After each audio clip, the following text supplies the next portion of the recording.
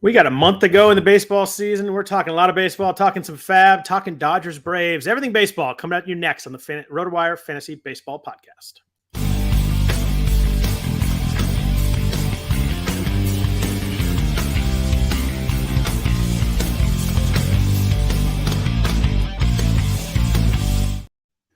Happy Sunday evening, everybody. Welcome to the Rotowire Fantasy Baseball Podcast. I'm Scott Jenstad, joined as always on Sunday nights by Jeff Erickson. If you could please rate and review the podcast. I know we're near the end of the season here, but still helps us out a lot. If you enjoyed listening to us all year, please leave a nice comment, leave a bunch of stars. That would be greatly appreciated. Jeff, how are you? It's September. I don't know how we got here, but we're here. Exactly. I'm doing well, thank you. You? I'm doing all right. It's it's a crazy time of year. I got a lot of work going on. Then we got football drafts. I got baseball going. It's just I just feel like I'm just trying to survive each day at the moment. I'm just trying to get through the next couple of weeks and then take a breath. That's absolutely how it is with me too. I mean, we're doing football drafts. The season starts Thursday. I'm doing podcasts all over the place. I'm traveling. Third week in a row, I've traveled and extended that trip to an unscheduled trip for this week. So, it's tough to keep your eye on the ball sometimes. But, hey, this is why we do it. We do the grind because we're hoping other people can't. So, no excuses. Let's go. Who was better, Lady Gaga or Weezer? They're different. Well, I know that. Critically, Lady Gaga is probably better. Weezer was a hell of a fun time, and Spoon was awesome too.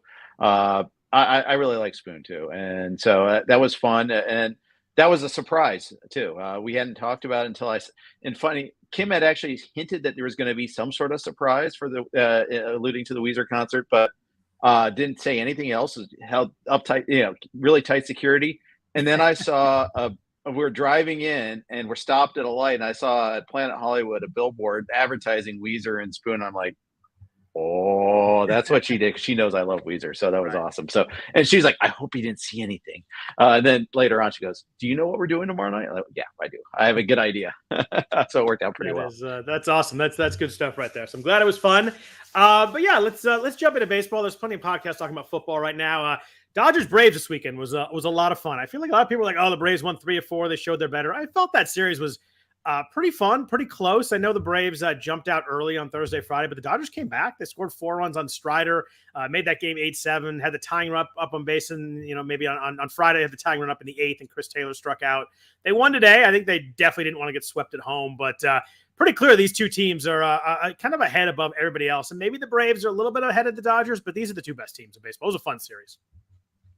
It was, and there were two things going on. There was Braves-Dodgers and NL supremacy, first seed supremacy, and also the MVP race, too, Acuna versus Betts, which had really tightened up in the last month. Acuna, he hit the grand slam right away. Okay, he's putting a stamp on it. Nope, Mookie homers twice. Okay, it's still on. But, it was a heck of a fun series, and I hope we get to see that in October. Yeah, I do too. Unless, like I said, you said last week, unless our Reds make it through. And I tell you what, the NL wild card is crazy. I think it's 4 teams that are essentially tied. I have to look at the exact percentage, but the 4 teams tied for that third spot. I'm not sure anybody really wants it, but you got any feel here? I mean, we have the Marlins, the Giants, the Diamondbacks, and the Reds actually all exactly tied. They all have a 5-11 win percentage. The Reds have played 2 extra games. They have an extra win and loss in there, but I guess they played so many games. The win percentage is exactly the same. 4 teams dead tied. All of them are negative run differentials. You got a favorite in this group? Because it seems like the Marlins are maybe playing the best, at least this weekend. Yeah, they've won 4 in a row. So by definition, they're playing the best. And I had kind of written them off too, is the funny thing. And the Padres aren't dead yet. They're 5.5 out there. They're mostly dead. It's like Princess Bride. They're mostly dead, but they're sitting there at plus 62, and they've won 3 in a row after just an abysmal week. They said, oh, well, maybe we're not dead yet. I don't know. Come on, you're not fooling anybody. But now I'm mixing movies, but you shouldn't do that. Big comeback by the Cubs today. Reds could have been, that could have been a big signature win for the Reds, and instead, it just illustrated how threadbare their pitching really truly is. Yeah, that series is pretty fun. It was back and forth all weekend. I just think the Cubs Yeah, the Cubs are just a little bit better right now. They're 3 up on that group I mentioned there. So they actually look pretty good right now. I don't think we could have predicted that maybe, 6 weeks ago or something. But yeah, I looked up and it was 15-7. I'm like, oh, at least Alexis Diaz didn't get in this game. And then I realized that he pitched in the 8th and gave up some runs and some hits. So it was not one of those ones where you look at the box score and you feel like you're safe because I didn't have any red starters. No way Diaz pitches an 8-run game. And then you look up and you're like, oh, not so much. Yeah. And Spore is right. Tough to write off anyone right now.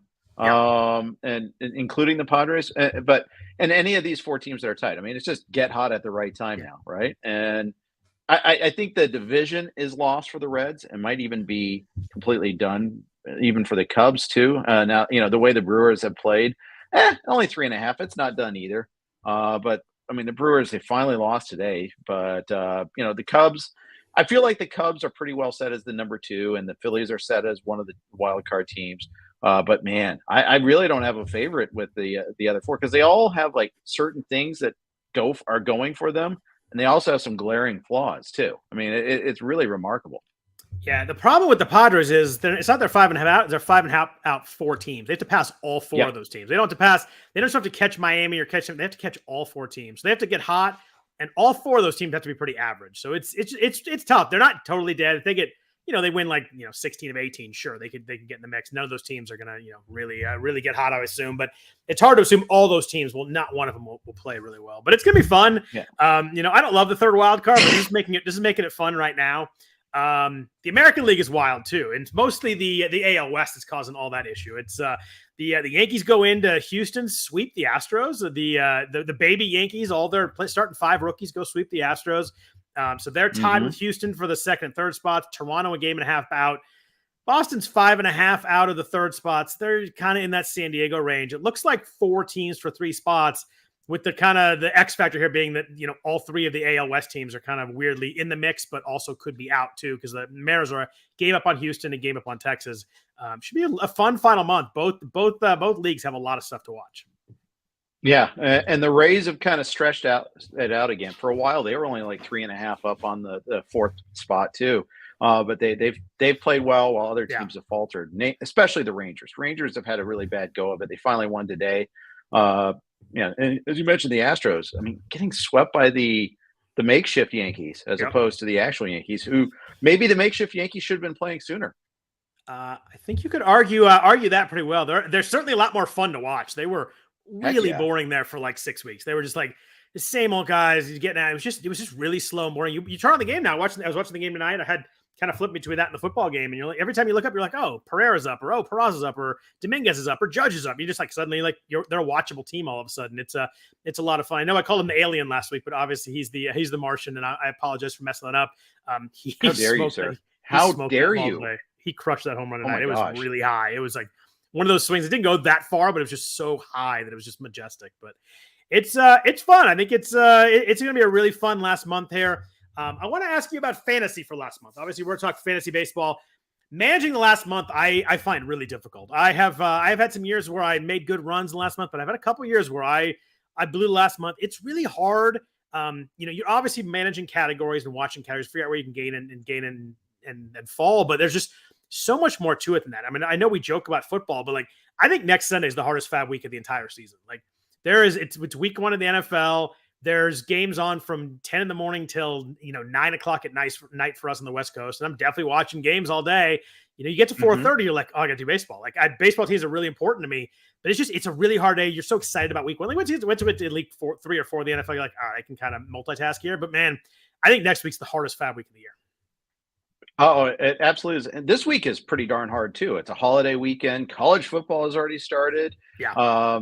You have the September roster expansion. Now it's not like it used to be where you had every team going possibly all the way up to 40. You have 2 extra spots here and there. Okay, well that's fine. And then so just keep your eye on the ball there. And then you got to like get lucky with injuries. You got to avoid the unspoken, oh, he's not coming back injury, but we're not going to put him on the IL, or we're not going to announce that he's out for the year. I mean, things like that. I mean, you got to avoid Matt McClain, all of a sudden getting an oblique injury and it's a 4-week injury. You gotta get a little lucky as far as that goes. oh, we didn't tell you he were starting him, but we're going to put him on a 3-inning limit or 60 pitch limit or something like that. That happens all the time in September.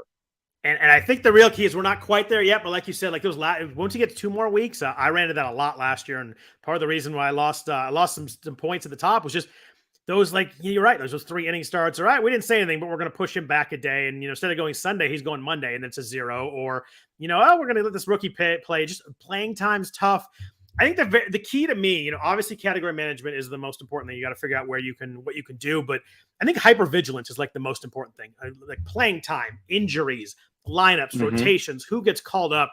It's tough with football. We mentioned it's tough with burnout too. Like we do a lot of Sundays in a row where you're like, all right, I got to sit down. I got to tell the family, leave me alone for a couple hours. I got to try and make some moves. I got to not miss anything. I got to read these 4 FAAB columns. There's so much good work out there, but it's tough. The burnout is real. If you're not, if you're in the top 5 overall, like there is no burnout. You're so into it that you've locked into everything. But if you're, third in your league and you're trying to move up, and it's still really important. But I think the hypervigilance is really the most important thing. Just like knowing all the playing time stuff, all the injuries, who's in the lineup, where they're hitting. I mean, you look at Jasson Dominguez. We mentioned him earlier. They're hitting 3rd for the Yankees. Like that matters. It's a big thing. But knowing all these little things is really, I think, what separates the teams that make a run in the end and the teams that don't. Oh, 100%. And I think I don't think 3rd is hard to maintain vigilance. It's when you're 7th. Yeah. But you really do have a chance. But if you just look at the categories and you look at the standings, that's the one. Or let alone when you're 9th or 10th. And even then, if you're 9th or 10th, you owe it to your league to remain vigilant. But it's hard. I get it. Maybe you do minimum compliance, but you make sure you put a bid on Jasson Dominguez if you have the FAAB. Don't let somebody get a windfall just because you're like, hey, go get them. Make sure and if someone's going to beat you to get them, make sure they earn it. Yeah. Because you owe it to your league. And I think you owe it to yourself too. I mean, it's just that, hey, you finished the drill. You signed up for a 6-month season, finish it.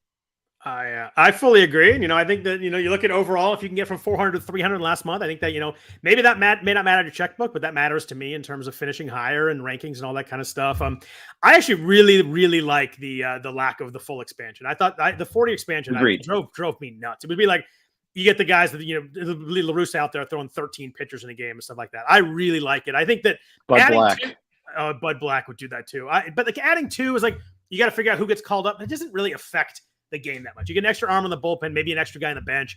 It's not really going to affect that much. It's more kind of figuring out who's playing and who's not playing. I just don't think the expansion makes that big a difference anymore. Yeah, I agree. It's expansion plus like the dodgering of a roster where you're just they keep on recycling the pitchers and you're trying to keep track of who's starting and all that.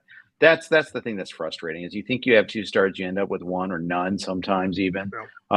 Those are the things that drive me nuts in September. And that, I mean, I do have a hard time staying on top. I mean, Monday you just got to be locked in. It's just, and we got day games tomorrow too. By the way. Jeff, don't tell me that. I hadn't looked yet. 2:10 Eastern time. I have to do the math there. So why is it just because you're not in California? You're giving me Eastern time? I'm so disappointed. Well, no, because Todd Zola sent something out about Tout Wars saying there's a 2:10 game. So you're right. There's 5 of them tomorrow. Yeah. Thanks, guys. Oh, it's a holiday. I suppose that does make it's Labor Day. Yeah. Everybody should be playing. White Sox Royals at 11. Giants Cubs at 11. A's Blue Jays at 1. Astros Rangers. Oh, Astros Rangers week. That's gonna be a lot of fun. That's a great series. And then Red Sox Rays at 1. Rockies Diamondbacks at 1. There's a lot more than that. There's a lot of games. There's like 7 Mariners Reds at 4:10 Eastern time. Mariners Reds is a fun series too. There's some fun series that start the first half of this week. When you get to see Michael Marriott's debut, I mean, you do it. God, the Reds. I mean, I'm glad that the Reds claimed Hunter Renfroe and Harrison Bader, but just so frustrating they didn't get a pitcher. I understand why they didn't claim Clevenger. I get that because of the future obligations. That said, just claim out. Pay the money. Pay the money, Lebowski. I was really hoping they were going to find a way to get Giolito or at least Matt Moore or Reynaldo. But Cleveland got the pitchers and the Reds got the hitters. They didn't need that as much. I mean, it still would be helpful, but boy, if there's a team that needed Giolito in the mix, boy, was it them. Yeah, it really was. For that matter, Matt Moore. Hey, 5-5 game and then 8th inning. You think Matt Moore might have made a difference today? Either Matt Moore or Raylo would be nice for them, and they just don't have pitchers. In fairness, I mean, and the thing is, like, Diaz is great, but he's worn down. Everybody's worn down in that pen. They've been vastly overused. And hey, Cleveland claimed him. Good on Cleveland, I guess. I mean, the Reds tried, I think, as far as I know, but it's frustrating. And they get 2 pitchers to go in the COVID IL in 2023, which is wild. It's just their pitching is not meant to be at the moment. Yeah. Yeah. Last thing I want to talk about, it's hard to really quantify. I don't know if I'll explain it well, but I think the problem for me in September a lot is like I find myself talking myself into things. I'm like, well, and doing stuff that I wouldn't do the rest of the season. So I'm like, oh, I really need strikeouts. I'm going to add this pitcher that I would never add in July. I know if you need a category, you got to really do it. But like last year, I mean, everybody knows that Chase Anderson just murdered my season. I can't. Chase Anderson does nothing for me. I would never add him. And I just talked. He had like 1 or 2 good starts in a row. And I just talked myself into it. And I don't know how I got, I know how I got there. And I guess you take a risk, you try and do something, but you gotta be really careful what you talk yourself into and make sure that you know that if the ratios are bad, how much can it move you? And it just, I made some mistakes that last year. I've done it a couple times in the past. I think the one thing, if I ever get up there in the mix again, I'm gonna be really careful about not doing stupid things that I wouldn't do the rest of the year. Arizona closer Ian Kennedy says hello. Oh yes. I remember that. Yes. I am vigorously nodding my head. Wasn't that like really like the Monday after you picked him up? It was like that. It wouldn't even like wait like 12 hours, right? Right. And he blew us the first save chance against the Padres, just completely blew it. And then it was buried after that. And then they brought him in and a get workout and he got destroyed again. Yeah. So I got no saves and I just got ratio destruction. It was the worst of all worlds. And I got what I justly deserved, I feel like. The second he blows the saves Monday too, you're just like, this week cannot end enough. I got to wait for 6 more days to get this dude out of my lineup. So someone asked about Doug Martin in the chat. That sounds like a football question to me. I don't know. It's Doug Martin, the football player. Let's get into week 24. There's some people talking about who has some good schedules there. We've got 6 teams with 7 games. The Rays, Mariners, Angels, and Guardians in the AL. The Cubs and the D-backs in the National League. We do have 2 teams with 5 games. Kind of a bummer. There were some Mets and Nats. I actually was interested in picking up on both teams. They have 5 games this week, so a really tough week for those teams. Although they do play 3 on the weekend, which is nice. There's none of the 2-2 is the really rough one. They just have 2 games for them. So you got to sit there by the first half, and then you can play games as in the back half. But did you like any schedules this week, Jeff? I think that Toronto looks really nice. Obviously, the easy one. They only play 6, but 3 at Oakland, 3 against Kansas City. Like that is, talk about layup pitching right there. So that's really nice. Of the 7 gamers, I really like the Cubs this week. They have 3 against the Giants, 4 against Arizona. And the D-backs are nice too. They have 3 at home against Colorado, which always nice to face Colorado pitching no matter where it is. And then 4 at the Cubs. Good place to hit. Wrigley. Hope the wind blows out a little bit. But those are some schedules that jumped out to me. And on teams, you can maybe find some guys to pick up too. Yeah, absolutely. Like a few of those there. I think the Cubs are Cubs are a pretty obvious one there. And an important one too. I mean, look at it. You want to talk about maybe helping us sort out the wild card picture there. Yeah, I just realized that's all 7 against teams. That's weird because it's not even the same division, but they got lined up. 7 games against teams they're tied with. That's a huge Cubs week. It is. It's massive.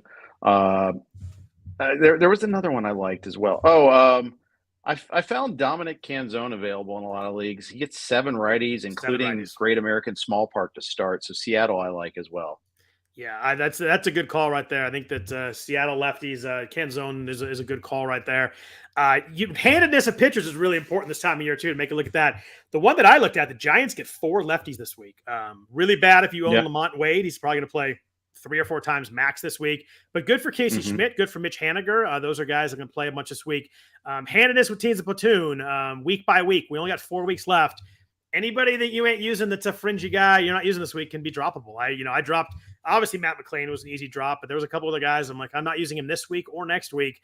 At that point, if it's not a stud, I'm dropping him because if you can't use 50% of the season, I think Jake Irvin was the guy I looked at. He's actually been decent for the Nationals, but he faces the Dodgers this week, then at Milwaukee next week. I'm not going to throw him for either one of those, so he's a drop for me.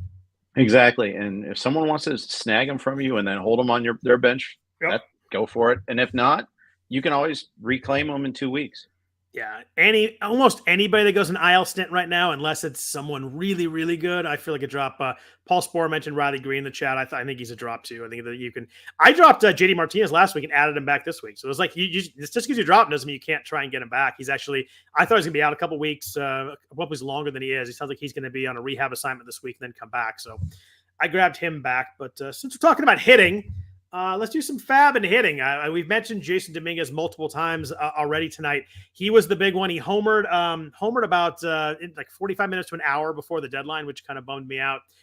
It was like, oh, that put everybody up a couple bucks. How much do you like Dominguez? I mean, I know he struggled early in the year, but he's been really good in the minors about the last month or 6 weeks. I don't think it changed everything. I think everybody that was in on him anyhow. Probably. Already. I like him. I mean, why not? Why not take a chance? I mean, I even grabbed him in Yahoo Friends and Family, where it's like, okay. Oh, and then I noticed that. And then a day later, Riley Green went on the IL, so I got my just desserts. But it turns out I needed an outfielder. So, yeah, absolutely. Why not take a chance? That league got really close, by the way. There's like 5 teams that could win that league all of a sudden. It was like there was someone that was like 20 points ahead for a long time, and now there's like 5 of us that are in like within 10 points. Yeah, exactly. Mike Curlin came back to the pack in that one there. Yeah, so Dominguez, I was in on. I knew that. I obviously know the hype, the prospect. I mean, he's only 22, but this is something we've been talking, or 20. This is something we've been talking about for a couple of years. He's got 40 stolen bases this year.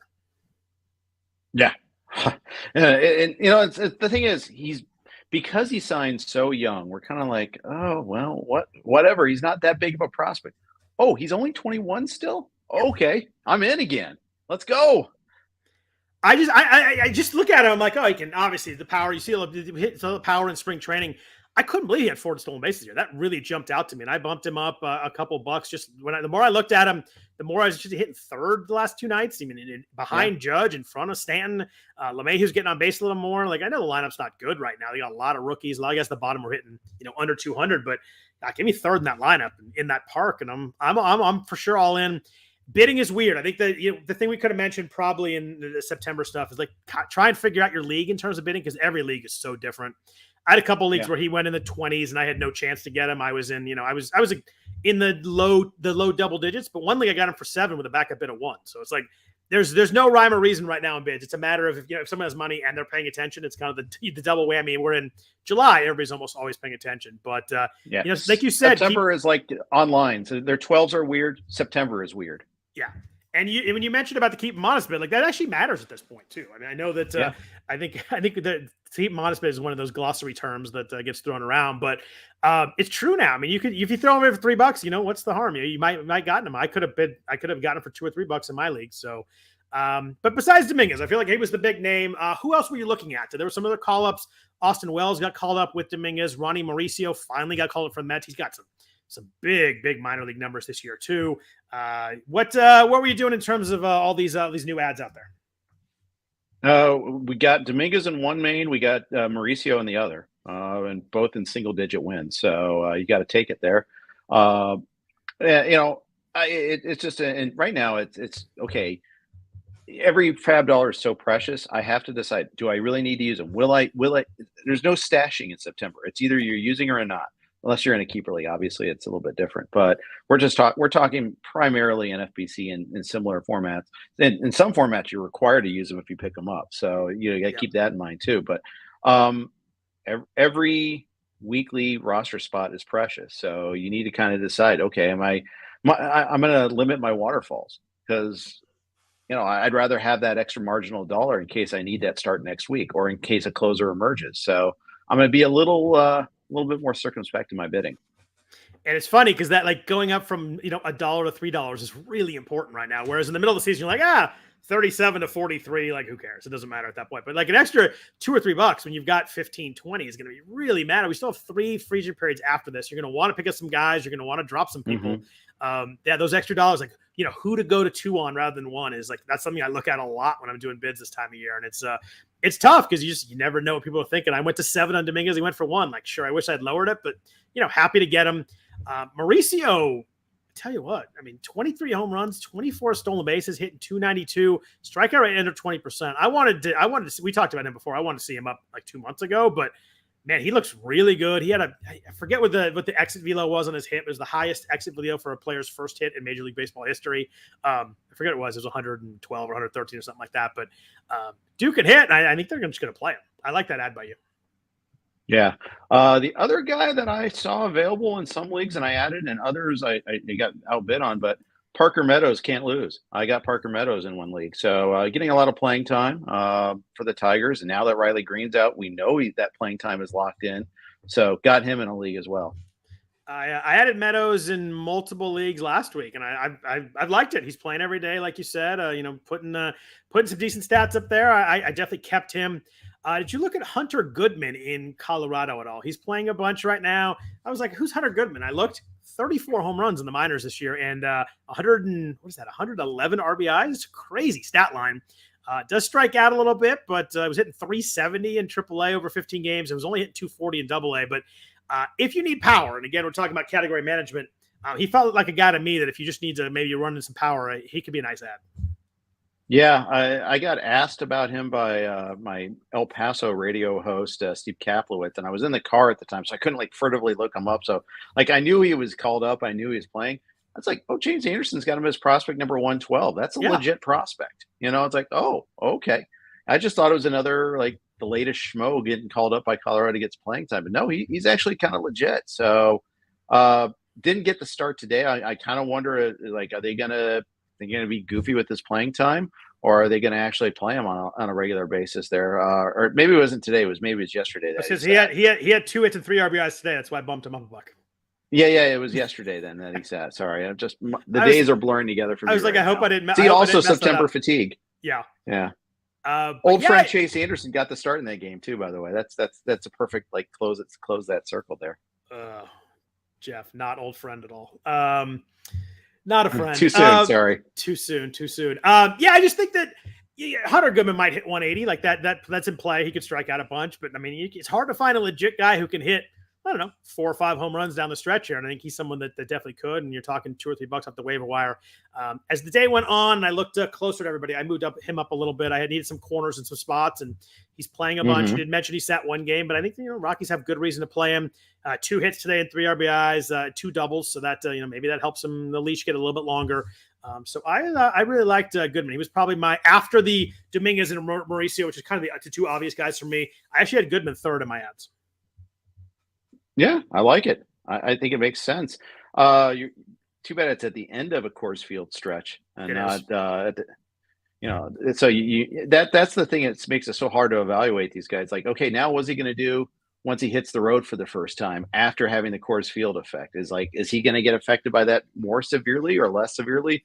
Is it less in his DNA right now? Who knows? But they get at Arizona, at San Francisco. The following week, they do have a 7-game homestand at Coors Field. So that's the thing that's really nice. Cubs and Giants too, so not too bad. Although Wicks and Assad might be scary to go against these days. Who knows?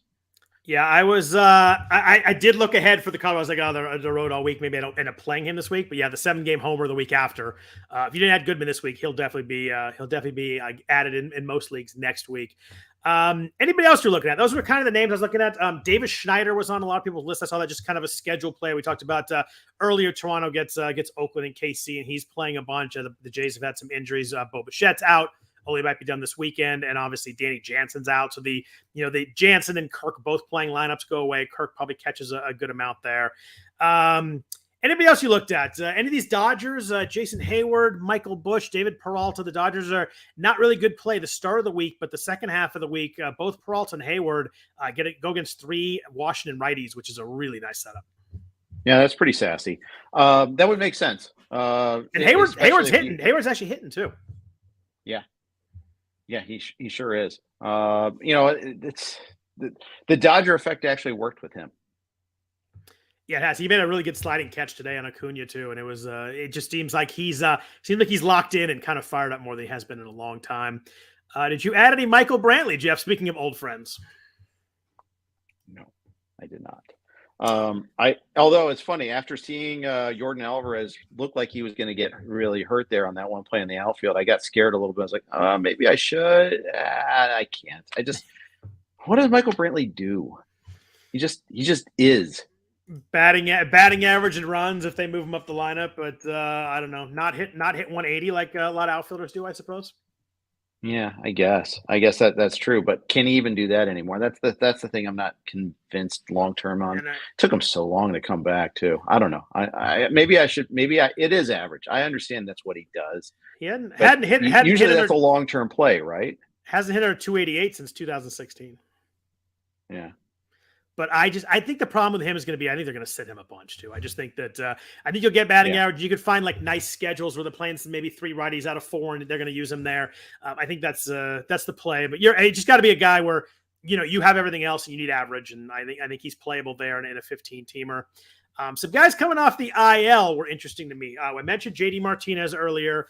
Jared Kelenic was 59% rostered in the main event. He's on rehab assignment right now.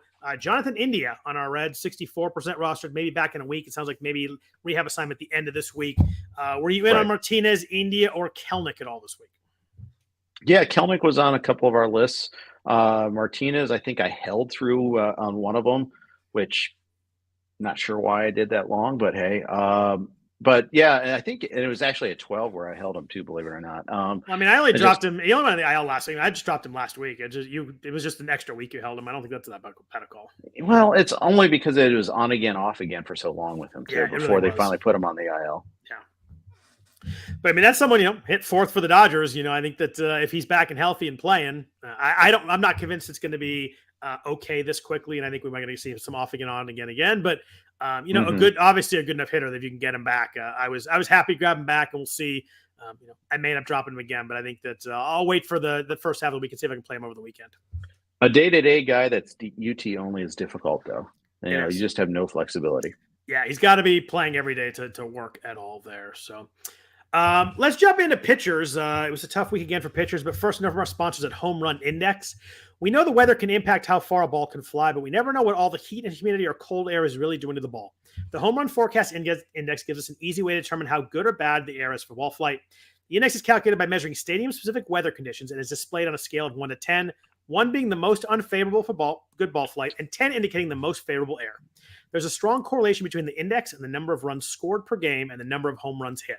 Games that have the highest scale, 10, for the whole game average over 10 runs and 2.8 homers over the course of the year. An index is created for each game so you can see what will be in any stadium and how the weather's influence might change over the course of the game, as well as the wind directions. Right now, you can access the HRF premium site for only $5 a month and see what the index will look like for every half hour of every Major League Baseball game. Go to homerunforecast.com now to sign up. So, Jeff, we mentioned about 9,000 times here, pitching on FAAB has been tough and tough and tough. And I thought this week was maybe the toughest, believe it or not. I had struggled finding anybody. I ended up grabbing back a couple of Mets, David Peterson and Tyler McGill, just for some strikeouts. But, man, as I went through, I kept trying to look, and I had a lot of trouble. Mike Soroka might have called up on Tuesday. He was available in some leagues. I bid on him, but, man, you never know what you can get there. And he might not pitch, too. You have to hope. You have to make sure you have somebody that doesn't play Monday, because if they don't call him up for Tuesday because Vines got sent down. But they could go someone else. They could go one of the other guys in the minors. But it seems like it's going to be Soroka. He's on his turn, but you have to have that open spot in order to use it. But, man, it was tough. It was. By the way, just for a little epitaph, my partner Tim Schuler did some of our bidding this week, and we actually got Michael Brantley in the league. I thought everybody get a little bit of amusement out of that, but oopsies. That is awesome. But you're right. Pitching was mega barren. I can't I'll go here. Nah, I did get Kyle Harrison and Yogurt. And looked awesome. Looked awesome his first start last week, and not so awesome second one. I think that going deep into it's almost like you paid it. Yeah, almost like you got to pick your opponent on him. Yeah. I mean, I think you get strikeouts. I don't think you get depth in games, but in a 15-teamer, I think he certainly should be rostered. I bid on him wherever he's available. That's for darn sure. Yeah. So, yay, proud owner of Kyle Harrison in one league. But yeah, it's ugly. Guys, we need the one main event that we might have a little bit of a fighting chance. Let's go ahead and get a pitcher there, because that's what we need. We have tons of hitting. Looking at I'm looking at all the free agent pickups this week, and I'm failing to see. Emmett Sheehan was available in one league, and we don't even know if he's going to start. Yep. Michael King, that was a sneaky good pickup. I saw someone. I think it was Anthony that was talking about him in the comments earlier. Michael King could be good. Another good start today. Can they stretch him out? That's the question. But that was perhaps a cagey pickup, and I kind of wish I would have been on that. Yeah, I looked at him last week, and I'm like, I don't think he'll go deep enough, and clearly he did. He looked really good today. The crazy thing with pitching is not only where there's nothing to find, but I felt like every pitcher got smoked this weekend too. It was like today was Gallen, today was Gossman.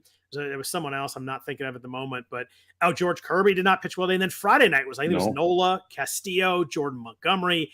Like everybody was getting smoked this week. And I feel like not only was it hard to find anybody, but even the guys that I start and feel good about got smoked. It was just a tough pitching weekend. Yeah. Hey, Lance Lynn was really good with the Dodgers until he wasn't. Until Urias got crushed by the Braves. Yeah. This just in, the Braves are good, but and don't start your pitchers against them. But Zach Gallen had a 2-step this week that was just awful. Just awful. I mean, it was Dodgers Orioles, which is not easy, but he was really bad. Someone in the chat mentioned Zach Thompson. I added Zach Thompson last week too. He pitched really well today. Kind of a sneaky 2-step too. He's only supposed to pitch once. He ended up pitching twice. So that was I had him on the bench in one league, which is frustrating. But I think he's someone who's pitched pretty well. I think he's definitely should be rostered in all the 15 teamers. If Jesse Schultens is available, I think he's an interesting one. He was mostly owned in the 15 teamers, but available in a lot of 12s. But he gets Kansas City and Detroit in his 2-step this week, and you can't line that up too much better than that. I had bids on him. I'm not proud of that, but I did have bids on him. I would have been proud of it if he is available in any of my mains. I would have been proud to have that bid out there because that would have been the top of my list. Yeah, he was my top of my list, but I don't know. I'm still skeptical. Andre Jackson, the former Dodgers prospect in Pittsburgh, pitched well again this week. He's an interesting name, although he was only 15% rostered in the main event. But the one league where I did need pitching, he was taken.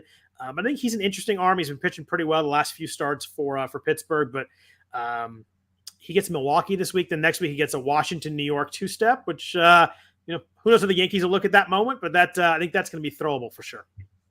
Yeah, probably so. Yeah, I mentioned the Mets guy, Mets guys. Cal Quantrill was out there a little bit, but I mean, he scares me too. It was hard to find even like a good matchup. I think Zach Davies is my interested this week. He's home for one against Colorado. I'm like, all right, well, I can try and throw that, but when Zach Davies is someone you could talk yourself into that maybe you're doing the thing that you shouldn't do that I mentioned earlier. Right. I did see Javier Assad in one of my leagues. It wasn't in FBC. It was the FSGA league that I'm in that Vlad's crushing me. We're 1-2 in that one. It's really 1 in gap 2. But still, it's a weird league. It's not as actively bid. So just kind of a slice of what other leagues might be like that are outside the NFBC universe. Someone in the chat mentioned Darius Vines. We would have talked about him a lot today, except he got sent down by the Braves. So his 2-step went away. I guess he could get called back up if someone gets hurt and they go IL with someone. But as of right now, they're planning on him not pitching on Tuesday. So that's Darius Vines probably would have been the top of this. He looked really good in cores too for the Braves earlier this week, but he's not going there. Greg Smith, the chat mentioned nothing worse than Severino, having to re-add Severino. He smokes you all year, the pitches well a couple times. You know what's coming next, right? Yeah. Boot and rally and then boot again. It's the old whipsaw.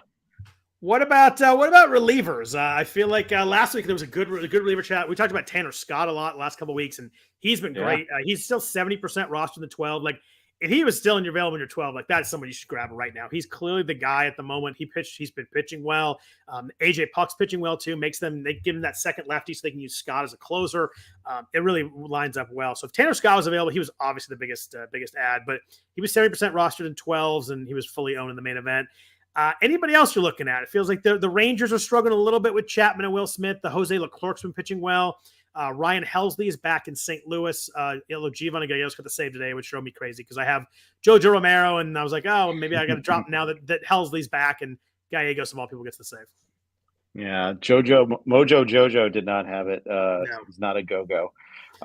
Leclerc was someone that I was in on until today, and then he got walkitis again, and I just don't want to deal with that. Yeah, I hate walkitis with closers. The guy that I looked at as kind of I don't want to pick up a 6 or 7 starter was Robert Stevenson in Tampa Bay, pitching really well. Props to Greg Jewett with the reliever recon. The Patreon there is a really good. If anybody doesn't subscribe to him, great reliever coverage every day too. They break down like every game. Pointing out that Robert Stevenson last 7 1/3 innings, 14 strikeouts, 1 walk, and Jason Adam went on the IL yesterday or the day before. So to kind of move up a spot in that leverage situation. I know that Fairbanks can get most of those saves, but the Rays are a good team, playing well, winning a lot of games. You get Stevenson striking guys out, not walking people. If you get some ratio help, maybe steal a couple wins and saves. Like it sounds a lot better than throwing out some of these starters we discussed. Yeah, for sure. And there's been guys like that, and sometimes they turn into Yenny or Cano, and then till Yenny or Cano turns into what he's turning into. Sometimes they luck into a role after you get them after you're buying the skills, and even if they don't, you still get the skills more often than not. Yeah, so that was like my favorite, middle reliever. Like I'm going to buy myself a 9th pitching spot here, but he's at a 37% strikeout rate on the year, so it's not just like these last 7 innings. He's got 43 innings a year, 37% strikeout, whips under 1. Like I just think that, God, give me that over throwing Emmett Sheehan out there, for example. Yeah, that's not a bad. It's a good play. You never know. Sheehan looked good. I was watching on the plane yesterday, and he was throwing more changeups than he had ever thrown in any one outing against the Braves yesterday. And I was like, okay, see, he's learning a little bit there. Now the teams will adjust to that eventually because other teams have scouts. I get that, but he's growing a little bit there. And I like Sheehan's stuff, so I can defend him as a pickup too. Yeah, he's thrown 5 innings once in the last 4 starts. Yeah, he's on the Dodgers because part of the appeal for Sheehan is on the Dodgers, so we can get through 5. You're looking at wins right there. He walked 3 guys. Still, I guess it was the Braves. You're right on the stuff. He had 6 strikeouts in 4 innings. Like that's a really nice number. I just really worry about 5 innings is his dead max right now. It seems. Yeah, for sure. Let's see. Let's talk about a few players before we jump out of here. So I want to talk about someone we talked about a lot this season, Elly De La Cruz in Cincinnati, our friend here. Obviously, a lot of good highlights, some low lights too. He had 4 strikeouts today, now down to 241. There was talk after the first 3 weeks when he was stealing the base every day, he was going to be a top 5 pick overall. I think we're far away from that. 35% strikeout rate, but still 11 home runs, 24 stolen bases, and he's 21 years old. I think we've seen enough here. The next 4 weeks are going to impact some about what he's looking like next year. But you're a Reds fan. You watch him the most of anybody. What do you think we're looking at in terms of next year, in terms of A, his development, and B, where you think he goes in drafts? How many times have we seen a super talented player strike out a ton in his first taste of Major League pitching and then come back and crush the next year? Yep. I really think that there's a lot of potential for that. Yes, he looks overmatched a lot at times. Teams have figured out a pitching, but super talented guys figure it out, and I think he's in that category. So he will be a risk in terms of that, but it's not like he's just a hacker up there. He will walk. He's not Javier Baez, for instance, where you can have you just have that miserable OBP year that just kills a team. He doesn't do that. He does walk, and when he gets on base, he runs. So yes, the Ks are there, and batting average will be a big problem, especially as teams have learned out. Okay, don't throw fastball to him here; he will crush that. Do other things. Other things tend to work for a while, but he'll figure it out. I think I'm in on him. Putting in a price on it. I mean, I'm thinking around 50 right now, maybe 60. What do you think? Yeah, I think he goes in the top. I think he goes 25 to 35. Well, if that's the case, I have to reconsider. You got crazy with that? I just think someone's gonna really. No, I don't think you're crazy with that. I'm just thinking it through. I mean, the thing is, I didn't see where he went in DiPietro's mock yet. I haven't really kind of digested that, but I know the Tout Wars question this week was based off of that, and I do want to see it, and I think it's useful information. But I think there's often critical mass later on. Anyhow, look at where Corbin Carroll started to where Corbin Carroll finished. And I was going to go Corbin Carroll for my example. I mean, he called up last year and did nothing. I mean, he did nothing at all. He was only 115 plate appearances, but didn't steal any bases, hit 260, hit a few home runs. But by the time we did main event drafts, he was going to middle, late 3rd round. And I think that people have seen so much more of Elly. He ran already this year. I think he'll go I think you go late second, early third. I don't know if I'm going to do it. I'm a long ways from knowing if I'll do it. I just think there's someone going to be there that's going to want to be the guy that takes him. The thing that scares me a little bit is his comp to another Cruz, O'Neal Cruz.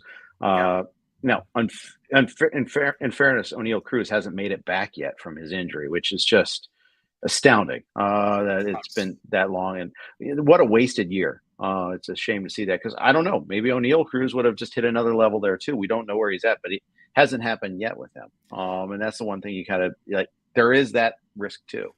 Talking about a guy that's going to be impossible to figure out draft price next year. I mean, he's 24 with all the tools in the world, but a ton of strikeouts, and he just missed a whole season like that. That has to matter at 24, right? You need reps. You just need reps, period, to develop. And I think guys like time. Guys like that need reps more than other type of players too. I think he really needed reps. Yeah. Volpe or Elly next year? Wow, that's a really good one. I really like Volpe, but I think I go Elly. I think the ceiling on Elly is just considerably higher. I think it is too. I mean, it's stolen. He could steal 50. You know, he could steal 70. Yeah. We're looking at with the new rules and everything. I just think that, like, I think 50 is probably a good number, but I think the upside is just massive. I think that we could make billions. Yeah, absolutely. Like, speaking of stud prospects who have been up and down this year, Francisco Alvarez in New York, there was a time where, like 6 weeks ago, we're like, oh my gosh, this guy's unbelievable. He's going to be the number one catcher next year. All this talks, he had 21 home runs. He's at 143 with 1 home run since August 1st. You know why I know that? Oh, no. Do you have him somewhere, I assume? Oh, yeah, the league that you're in. Yeah, friends and family. Wow, that's hanging on. It's a one-catcher league, too. Had him. I needed a cut when I was picking up Dominguez and settled on Alvarez. This is before Riley got hurt the next day, and so I have another cut to make now. But yeah, I looked at it there. I was like, wow, he's been so bad. I didn't realize how bad he had been over the last 30 days, and I was like, oh, I knew he had been bad. I knew he had kind of fallen off, but yeah, I feel no regrets in cutting him now. Yeah, 7 home runs in May, 4 in June, 8 in July. It's crazy. He hit over 275 in 2 months, under 200 the other months. I mean, he's been just the absolute definition of streaky. And I think that he's another guy. He's super young. He's 21. He still has 21 home runs, and he's figuring out how to catch at the same time too. Like, that's a tough combo. He's another guy that's going to be almost impossible for everyone to do in drafts. I think this is probably going to be someone that is going to take him before me. I might be on him. I don't know. Because I mean, he's 21. He did a lot of good things, and he dealt with a team that was disintegrating on him too. Keep that in mind. In New York, no less, where everybody is so much negative energy. I might still be on him. I don't know. I mean, he's horrible right now. He's a cut this year for sure, but next year, I might be back in on him. It's gonna be an interesting ADP. I don't really know. Was that you think he's like a, I don't know, 150 somewhere in there? Yeah, something like that. I mean, look, Cal Raleigh was around 150 this year, and that was clearly worth it. Yeah. And he doesn't have the same sort of pedigree. He does have the same sort of power and the batting average risk. That's why I made the comp. But I mean, Alvarez, that could be his outcome very easily. Yeah, 150 sounds about right. I take that. He's a 21-year-old stud prospect too. I think that there's a ceiling there that, hitting 21 home runs in the majors at 21 is impressive despite the batting average. Doesn't strike out that much. He is 25% right now. I thought it was going to be like 30-something% when I looked. It's 25%. It's going to be an interesting one to look at. Jeff, do you know that Tim Anderson still has 1 home run? I do. I did know that. Are you still playing him?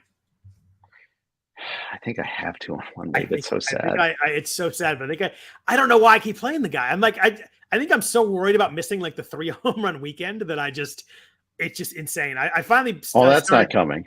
Yeah, I know. I had more. I had Matt McClain in both leagues, so I finally had been able to get him out. But like, I think I played him for almost all his at bats, and it's just insanely stupid. Yeah, he's horrible. 1 home run. It's impossible. Yeah, it is. It really is. And he had 5 stolen bases in April, and I think he has 5 since or something like that, or 7 since or something like that. It's just one of those just lost years. I don't think it's a lost career, but I mean, what do you think about the White Sox hiring from within and hiring Chris Getz to be their gets to be their GM? Whatever Jerry wants, Chris gets. Oh, there you go. I still can't believe they actually hired La Russa in a role too. I thought that was a joke on Twitter, and it was actually real. I know, right? It's wild. It's kind of like Jimmy Graham signing with the Saints. I thought it was like one of those one-day retirement contracts. It's funny you say that because someone sent me that, and they're like, we actually thought it was a one-day retirement thing, and then I saw a clip of him yesterday, like making a catch. I was like, oh, he's actually still there. Made the team. Yeah, that is crazy too.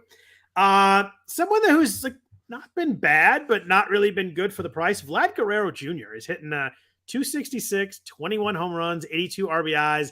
He was a first-round pick though, and you look at some of these other first basemen, like Matt Olson, Pete Alonso, are just absolutely crushing him in power right now, like doubling him up in home runs. Mm-hmm. What do we do with Vlad next year? Because obviously last year and the year before were really, really good, although 2022 is worse than 2021. 2023 is worse than 2022. He's only 24, so I don't think we can go to this like downward trend world right now, but where does he go next year? Because it's kind of an interesting one because it's just he's not paid off the price this year. Yeah. Yeah. He's got a lot of hard hit grounders. That's why the hard hit rate's high. I mean, it's kind of a rich man's Hosmer almost, but not really. Oh, man. But you know what I'm saying, though? I mean, there are lots of hard hit balls and ground balls go harder. So it's kind of one of those things that is, it might be deceptive. Like, oh yeah, he's smoking the ball still. Well, yeah, because he's hitting it down, and that those are always a little bit harder than lofted balls.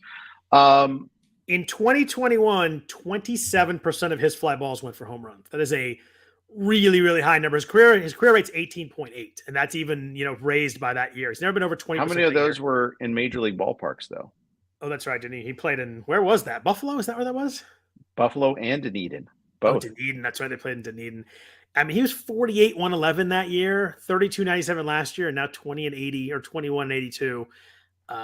He's a tough guy to figure out because you're not getting speed. He's got 5 stolen bases. So you got to get the 35 home runs for him to work. Yeah, I mean, I'm not taking him over. I'm not taking him earlier than like the 4th or 5th round, I would think, which means I'm probably not getting him. He'll never get there, right? No, I don't think so because he's always going to have a patron. But at the same time, dude, I mean, like, how do you take him over Olson or Alonso? Well, you don't. I mean, that's but the thing, those right? guys are going to. And even with Alonso's no good, bad, awful year, he's still not that bad. Let's see. It is 40th home run today, so yeah.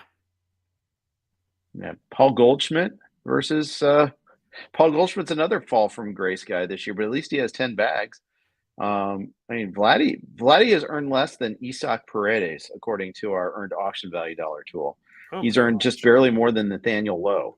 And Nathaniel Lowe's at 15. Go ahead. It's funny you mentioned Goldie because we're like, oh, Goldie's having a great year. He has more home runs and a better batting average than Vlad does. So like it's just, and you mentioned the 10 steals. The RBIs are a little lower, but yeah, you're right. I mean, Goldie's in down year. He's still the same as Vlad right now. It's an interesting first base would be interesting. First base is actually kind of a sneaky, weird, bad year. It is.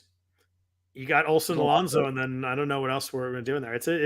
You're right. It's a weird position. I mean, next year's going to be Goldie's going to be hard to figure out. Vlad's going to be hard to figure out. It's going to be interesting on both those guys. You're probably going to get, I would think, middle of the 3rd round for Vlad if I had to guess. Spencer Torkelson is got more homers than Vlad this year. He's had a really good power second half. Yeah, he has. I mean, he's still hitting 230, but going into today, and I think he homered again today. So yeah, Torque's had a really nice second half. Christian Walker or Vlad next year? Who do you got? Oh man, Vlad, but it might be a bad call, but Vlad. Yeah, that's what I'm saying. Christian Walker's been way more valuable this year. How about Cody Bellinger's brought up there too? 19 stolen bases, 22 home runs, hitting 319, first base eligible. Is he going to be first base eligible next year though? That's a really good question. I got to check on that. Cody Bellinger's, that's a nice win for people. I don't think he will. He's played most of the outfield there, right? I'm looking that up right now. No, he easily 39 games. Yeah, easily. 39 today. Yeah. 39 at first, easily. 75 in the outfield. He's gonna be eligible there. It's gonna be. He's the most interesting. I know that Ohtani's the most interesting offseason contract is now with the arm. We have no idea what's gonna happen, but what Bellinger get or doesn't get in free agency is going to be a wild situation. I mean, he's going to get 100 million. Yeah, $25 million mutual option. Yeah. I mean, it's so funny. Last year, the Dodgers didn't want to pick up the 1 year, and Bellinger had to settle for a 1 year. And now they're going to be like, oh, I wish I could sign. I wish that was a guaranteed 25 mil. The Cubs would like snap that up like nobody's business for a 1 year deal there. And I know that. So how does mutual option work? They both have to say yes, then, right? Correct. There's no way he's taking that. Yeah, I agree. The Cubs, it's a snap call, so they'll pick it up first, and then Bellinger's going to say, no thanks. Yeah, he's going to get that multi-year deal off that year. And I think that, change of scenery tends to be kind of cliched at times, but man, I think he's just the perfect guy that really needed just a change of scenery. I think the Dodgers I don't really blame them for getting rid of him, but I think he just needed a different spot to be in, and it's worked really well. Obviously, Dodgers are still really good, but I think that you talk about change of scenery, that's the definition of it right there. Are the Cubs going to go in on him? That's what I want to know. I think they're going to. They seem to love him, and he seems to love it there. I think he's going to go in on him for sure.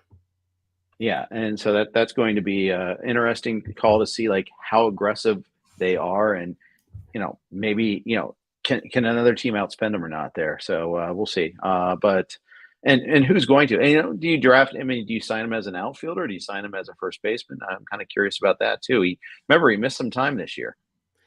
I saw an MLB.com like ranking the free agents or something last week, and he was second behind Ohtani. That's wild. What crazy world we're in. It's also a bad year for free agents. That's sneaky. Another sneaky part of it there too. Yeah, talk about Blake Snell. Blake Snell's the top pitcher in free agency. Not bad timing for him to have a really, really good year. Mostly good year. He still walks the ballpark. I think you take him out of Petco. I don't want. I think that's a dangerous free agent there. He's going to win the Cy Young, right? Strider for me, but you think? Yeah. Although I don't know, Snell's ERA is like a full run better, right? Yeah, but WHIP it matters. I don't know. It's more than a full run better. I think Snell's ahead right now. Yeah, you're probably right. Strider's such a bad team. Strider's a better pitcher. Don't get me wrong on that. Strider's gonna be the number one pitcher taken in drafts next year. But without a doubt, I think the full run ERA will get. Strider's 16-4, but I think the full run ERA will get Snell there at the moment. Yeah, it's going to be an interesting. It's definitely an interesting year because you don't have like every leader is a but. Yeah. There's something there for everyone. Cole's the same way, right? He's going to win the AL Cy Young, but he's on a last place team and really quiet. But he's going to win the Cy Young as of right now. Yeah. Who else is there though?